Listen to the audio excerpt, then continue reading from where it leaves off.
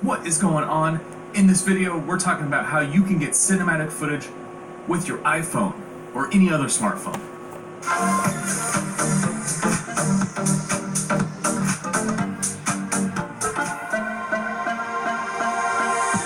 Alright guys, there is a ton of footage out there being shot on smartphones, on iPhones, that just looks awful. And the reason is people are shooting with their phone as if it's a phone. Now as filmmakers, we want to make sure that we get the best results out of this, because this is in our pockets all the time. I mean, the phone is with us everywhere we go, and it has an awesome camera, especially the new iPhones. Wouldn't you rather get really awesome footage every time that you shoot with your iPhone, rather than get like really bad, just not very cinematic footage? So I've put together a list of some awesome tips that you guys can do to make your footage just look a lot better when you're shooting. And some of it comes down to just pre-planning and thinking about your shots rather than just holding the camera. Hey guys, what is going on? In this video, we're talking about how you can get cinematic footage with your iPhone or any other smartphone.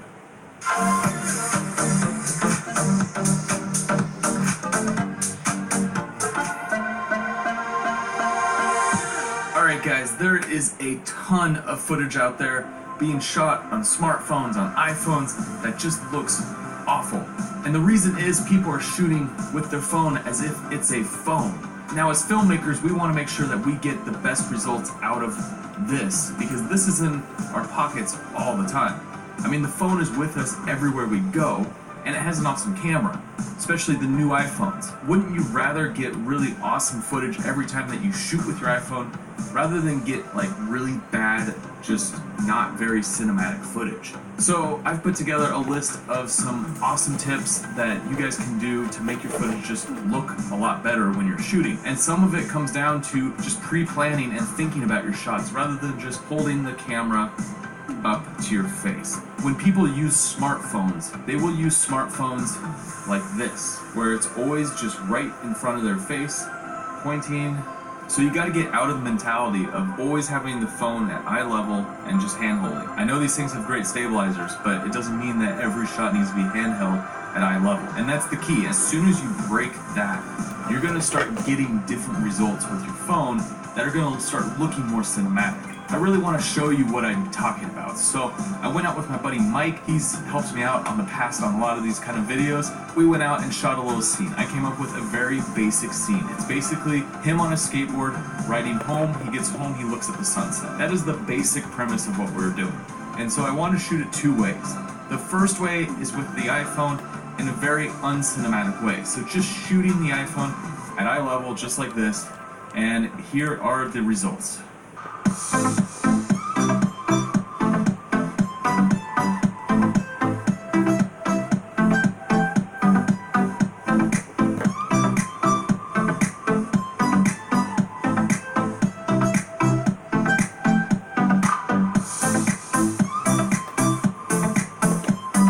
That looks pretty awful, doesn't it? But that's what a lot of the footage is looking like that you see. And especially in places like, Instagram stories, you're just seeing a lot of this. It's vertical, of course, but you're just seeing this. Like, it's just of the person's view. Putting some thought behind what the story is and actually coming up with some unique ways to shoot it that makes it look more cinematic. Alright, so let me show you what I'm talking about before we go over the tips on how to make your footage cinematic. So here is the same scene, but I put more thought, I put more planning into it, and I've used a lot more cinematic techniques to film the scene.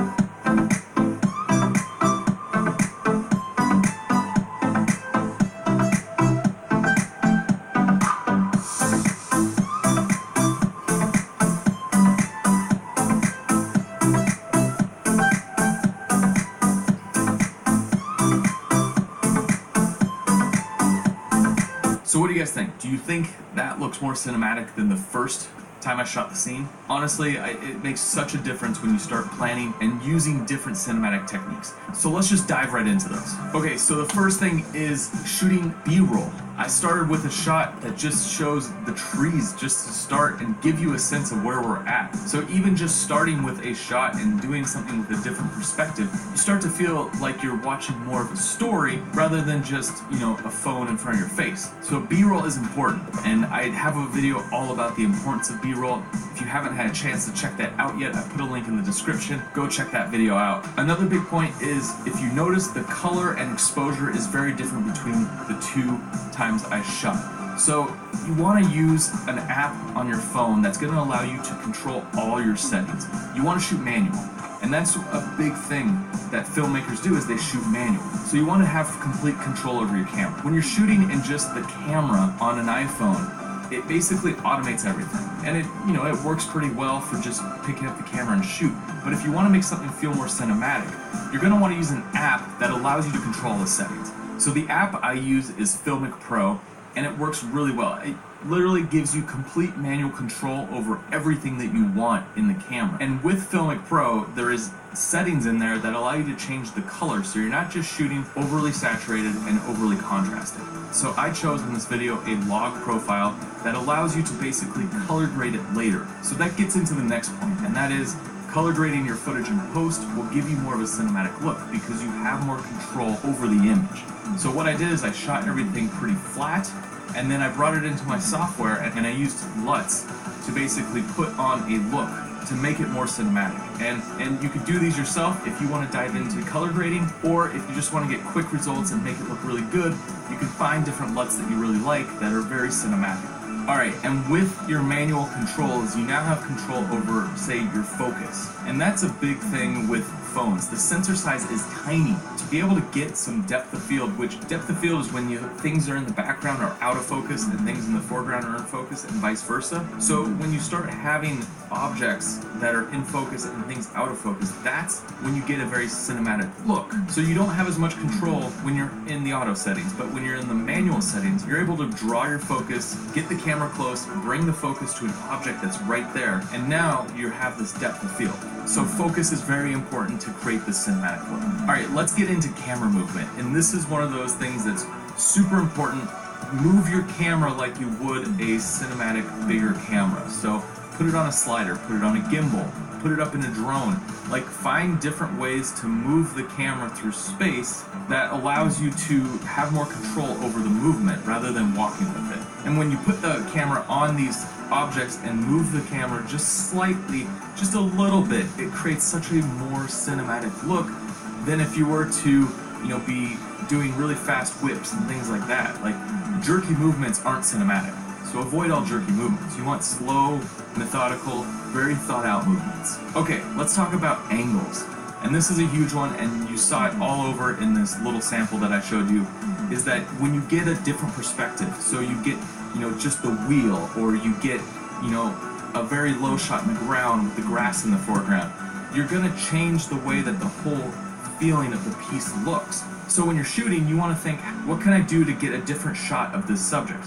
So it might be getting high looking down, it might be getting down and looking up, it may be getting a perspective from, inside the railing looking out. Like, there's just, you have to find your environment and see where you can put your phone that gets a different perspective, because that's how you get that cinematic look. It's not just lens tricks, it's thinking about how the story is going to come together and how the shots are going to play against each other. Okay, and one last thing that I want to cover is I was using a few lenses on the front element of this. So I picked up some of these little, what that does is it allows you to change the way that the lens works. So I was using the wide lens, especially when I latched it onto the skateboard, so it gives you a different perspective, and there's different elements that you can put in front of your lens that will change the quality of the overall feel and look of the footage. So at the end of the day, it comes down to the filmmaker's mindset. You put that filmmaker's thinking cap on.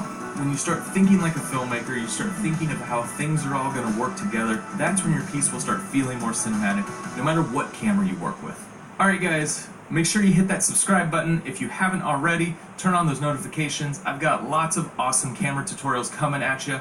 And also come check us out on Instagram at Wanderworks. We've got lots of awesome photography over there. If there's anything you're interested in filmmaking photography, any sort of tutorial, please reach out, leave me a comment below. And guys, I will see you on the next one.